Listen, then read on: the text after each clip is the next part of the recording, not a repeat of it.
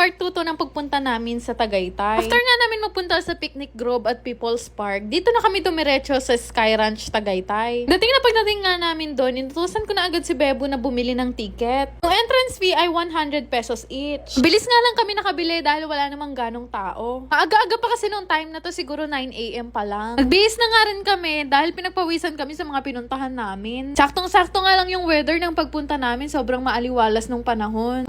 Pagpasok namin sa loob, hinanap na agad namin yung ticket booth para makasakay na kami sa mga rides. Kaya lang dahil maaga pa nga, yung ibang rides ay sarado pa kaya inuna na muna namin tong Vikings. Pilit nga naming sumakay si nanay kasi sabi niya hindi naman daw to nakakatakot, nakikita na daw niya kasi to. Ang ganda-ganda pa nga ng mga ngiti namin ng mga oras na yan. At in fairness, yung Vikings nila dito hindi na masyadong nakakatakot.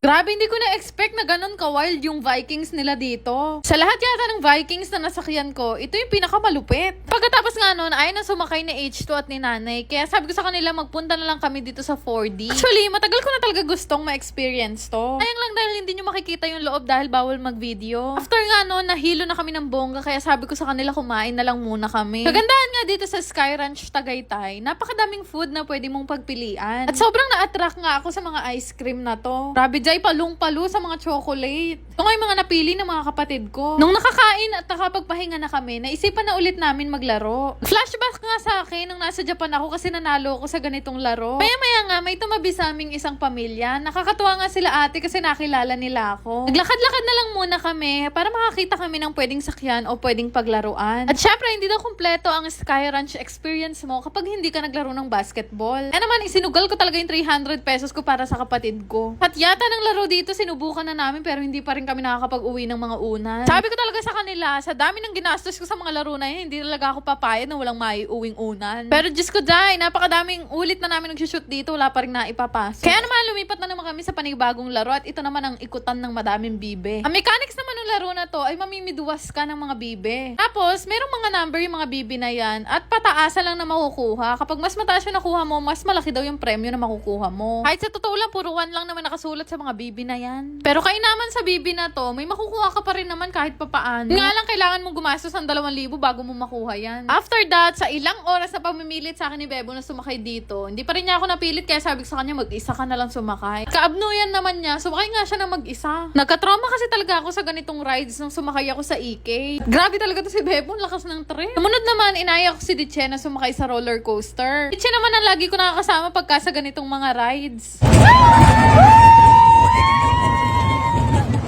Mahilig talaga ako sa roller coaster kaysa sa mga extreme na rides. Maya-maya nga na mahinga muna kami saglit at bumili na naman kami ng ticket para sumakay sa bumper car. Ang galing nga kasi wala masyadong pila ngayon kaya mabilis lang kami makasakay sa mga rides. Syempre kapag nag-i-Sky Ranch, hindi mo pwedeng hindi ma-experience ang pagsakay dito sa bumper car. Masasabi ko talaga na dito kami apat nag-enjoy ng sobra. Sayang nga kasi mabilis lang matapos yung oras. Katapos nga no, nagpunta naman kami sa mga souvenir shops. Dahil mahilig nga ako maggagala, sabi ko kay Bebo ibili niya ako nitong bucket hat. Uwi na nga sana kami at hinahanap na namin yung exit pero nakita namin na nagbukas na tong isa pang VR box. Kanina pa kasi namin to hinihintay magbukas. Saktong-sakto nga nung pauwi kami nagbukas siya kaya bumili agad kami ng ticket. Grabe yung experience namin dito. Sobrang nakaka-enjoy. Ang galing-galing lang ng idea na to kasi parang nasa totoong rides ka talaga. Hindi mo talaga mapipigilang hindi humiyaw kasi may hangin na lalabas dyan tapos may tubig din na babagsak. Napansin ko nga na tahimik dyan si Diche. Kaya daw pala siya tahimik at walang reaksyon. Hindi niya masyadong maaninag dahil malabo nga yung mata niya. Katapos naman no, nag-exit na nga kami at naghanap na kami ng makakainan. Dito naming naisipang kumain sa E-Ways Grill. Pasok na pagpasok pa nga lang namin, nabusog na talaga kami sa view. Grabe, ang ganda-ganda ng view dito at hindi masyadong kamahalan yung food. Mga 3 PM na siguro nung time na to at hindi pa kami nagla-lunch simula nung kumain kami ng merienda kanina. Alula nga kami sa dami ng food. Meron kaming inihaw na liempo, crispy sisig at syempre special bulalo. Order na nga rin kami ng favorite ni Diche, itong lechong kawali. balik. Dahil first time ko nga makarating ng Tagaytay, nagulat ako sa sarap pala ng bulalo nila dito. Hindi ko ma-explain kung gaano siya kasarap, pero first time ko lang makatikim ng ganitong klase ng bulalo. Basta lahat talaga ng food nila dito, sobrang the best. At maya-maya nga may lumapit sa amin na matanda na nagtitinda ng suha. Favorite ko nga suha, kaya bumili na ako. Habang tinitingnan ko yung view, nagulat ako may gumagalaw sa puno, tapos nakita ko tong mga baby monkeys. Amaze na amaze nga kami, pero sabi ng mga tao dito, natural lang daw sa kanila yung mga ganito. Dahil mahaba-haba pa nga yung babiyahin namin pa uwi. Ay, isipan ko nga maglaro nitong Aurora game para mabawi ko din yung nagastos ko dito sa Tagaytay. Gusto niyo rin bang kumita habang naglalaro? Download niyo na rin tong Aurora game. Click niyo lang yung register para makagawa kayo ng account. Gayang mobile number, mag-create ng password at yung OTP na marireceive nyo. Ganun lang kadali gumawa ng account at pwedeng-pwede na kayong mag-cash in para makapaglaro. Napakadali lang din naman mag-cash in. Ilalagay nyo lang naman ang inyong GCash account name, GCash number at yung login password. Napakadaming laro na pwede mong pagpilian dito. May guess size, toss coin at Benson WD. Pero isa sa mga madalas ko talagang laruin, itong color game. Bukod sa madali ang mechanics nito, mabilis lang din kumita dito. Para ka lang kasi naglalaro sa perya, pero ang kinaganda dito, hindi mo na kailangan lumabas. Grabe guys, sobrang dali manalo dito sa Aurora game. Isa sa pinakamadaling laro pa dito ay itong Dragon and Tiger. Lang naman din kasi yung pagpipilian mo dito. Mimili ka lang naman kung Dragon, Tiger, or Tie. Sarap nga tumaya dito kasi ang laki ng napapanalunan. Tipin nyo, sa isang taya, minsan nananalo talaga ako ng kulang 2,000. Kapag ka nga nananalo na ako ng malaki, syempre nagka-cash out na ako. Yung kinashin ko nga kanina na 100 pesos, napalaki ko siya ng 10,000. Sobrang dali lang din naman mag-cash out. Lalagay mo lang naman yung GCash information mo at wag na wag mong kakalimutan ilagay yung login password mo. Di ba ganun lang kadali manalo dito sa Aurora game? Kaya naman subukan nyo na rin itong laruin gamit ang link na makikita nyo sa comment section.